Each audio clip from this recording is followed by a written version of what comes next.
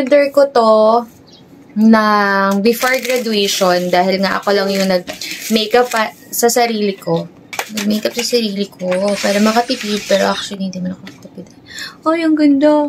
Ay, ang ganda!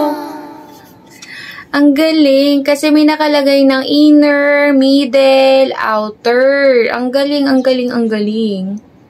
Tapos may free pa pala siyang isang ganito. Pero bumili na ako nung ganitong 2-in-1 lash band and remover. Kasi ito yung nakita ko kay Miss Jess na ginamit niya. Sabi, baby! Curl daw muna. So, binili ko din to sa Milen Diary.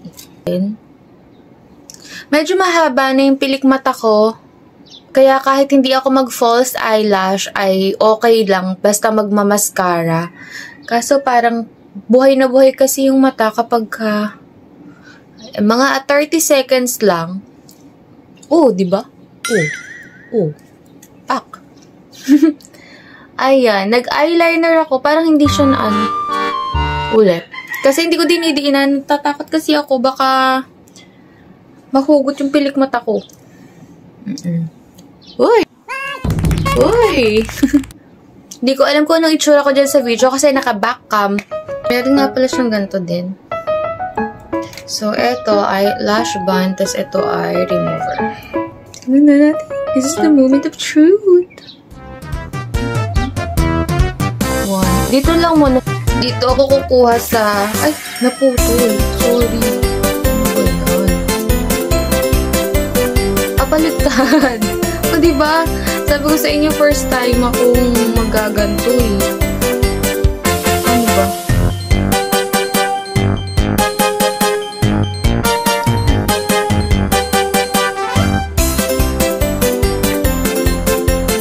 Ayun.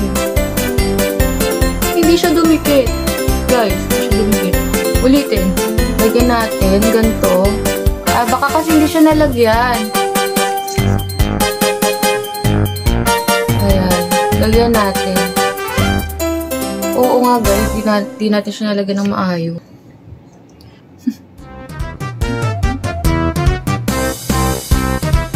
Uy! Ano ba? Uy!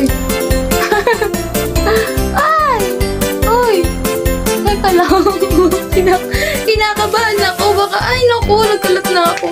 Kinakabahan ako guys. Kasi baka mamaya. Dahil sabi madikit daw to. Baka mamaya dumikit siya sa hindi niya pwesto.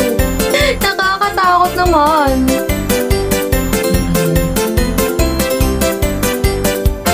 Oy, eto talaga yung literal hindi marunong. Dito natin ilagay. Baka kasi dumikit siya sa ano. Ay, hindi naman pala madaling ilagay. Pag kahit aang-anga ka. Aanga ka.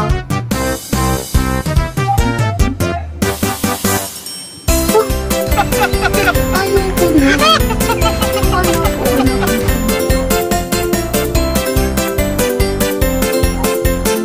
Sabi nila 2 to 3 days daw to. My God, my God.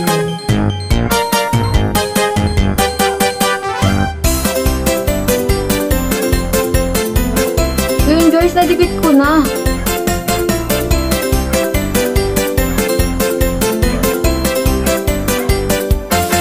Uy guys, nadikit ko na. Tingnan nyo. Congratulate me. Uy, ang astig. Uy. Dapat ay nasa tama siyang lugar.